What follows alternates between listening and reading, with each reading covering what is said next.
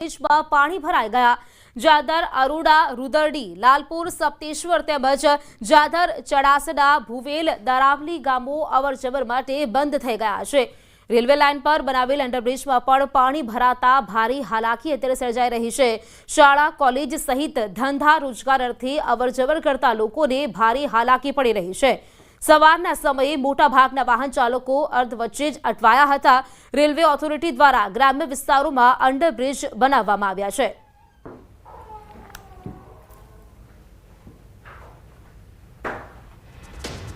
વાત કરીએ સુરતની। સુરત જિલ્લામાં ભારે વરસાદ વરસતા અનેક વિસ્તારોમાં પાણી ભરાઈ ગયા છે। ભરવત પાટિયા વિસ્તારમાં આવેલા ગીતાનગરમાંથી ઘૂંટણસમા પાણી ત્યાં ભરાઈ ગયા છે। તંત્ર દ્વારા એક મહિલાનું રેસ્ક્યુ પણ કરવામાં આવ્યું। મહિલાની તબિયત બગડતા તેને બહાર કાઢી હોસ્પિટલ ખાતે ખસેડવામાં આવ્યા। ફાયર વિભાગ દ્વારા ગીતાનગરમાંથી લોકોનું બોટ દ્વારા રેસ્ક્યુ કરવામાં આવી રહ્યું છે। લોકો ઘૂંટણસમા પાણીમાંથી નોકરી ધંધા પર જવા મજબૂર બન્યા છે। આ ભારે વરસાદના પગલે વીજ પુરવઠો પણ ખોરવાયો હોવાનું રહીશો જણાવી રહ્યા છે। તો આ દ્રશ્યો છે સુરતની વધુ વિગત સાથે સંવાદદાતા કીર્તેશ અમારી સાથે જોડાઈ ગયા છે। તેમની પાસેથી વધુ માહિતી મેળવીશું આ વિશે। કીર્તેશ, વાત કરીએ સુરતમાં લગભગ જે રીતે 2 થી 3 દિવસથી વરસાદ વરસી રહ્યો છે, સુરતમાં ઠેર ઠેર પાણી ભરાઈ ગયા છે, અનેક વિસ્તારો છે જળબંબાકાર થઈ ગયા છે। અત્યારે કેવી સ્થિતિ છે? બિલકુલ, વરસાદનો પહેલો રાઉન્ડ અને ચોથો દિવસ છે। સતત સુરતમાં ધીરે વરસાદ વરસી રહ્યો છે, ત્યારે સુરતના જે શ્રમિક વિસ્તારો છે, ખાસ કરીને પર્વત પાટિયા વિસ્તાર હોય, ગોળાદરા હોય, લિંબાયત હોય કે પછી મગોબ હોય કે ત્યારબાદ કુંભારિયા, તમામ વિસ્તારોમાં હજુ પણ વરસાદી પાણીનો નિકાલ થયો નથી। કહી શકાય કે સુરતના મધ્યમાંથી પસાર થતી ખાડી ઓવરફ્લો થવાની સાથે જ આ વિસ્તારોમાં ગટરિયા પૂર આવ્યા છે, જેને લઈને લોકોની મુશ્કેલી વધી રહી છે। તમામ વિસ્તારમાં છેલ્લા 4 દિવસથી વીજ પુરવઠો નથી, ત્યારે ખાવા પીવાના સામાન માટે લોકો અને કામ ધંધા માટે લોકો ઘૂંટણસમા પાણીમાંથી પસાર થવા મજબૂર બન્યા છે। ખાસ કરીને પર્વત પાટિયા ગીતાનગર ખાતે રહેતી એક મહિલાની તબિયત લથડતા તેને બિલકુલ આભાર આપનો કીર્તેશ જાણકારી આપવા માટે। તો સુરતના આ દ્રશ્યો છે।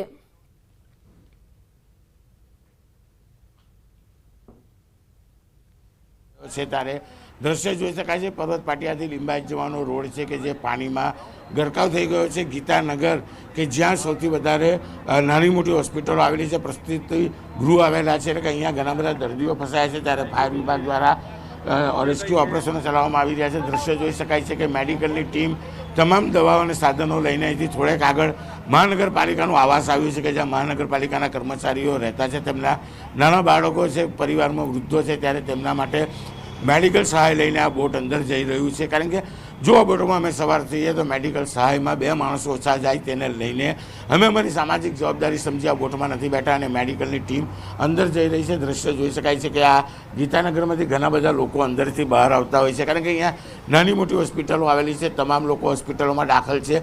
ગ્રેન્ડ જનરલ હોસ્પિટલની બારી પર બી 2 વ્યક્તિઓ ઉભેલા દ્રશ્યમાં જોઈ શકાય છે કે આ તમામ લોકો मददनी राह जोई रहा है। हर साल का हो गया है, 10-12 साल से, तो 5-6 साल से तो रोज ही इतना वो भी 2-3 बार आता है पानी। 2-3 बार आता है। क्या नाम है आपका? हर्षित।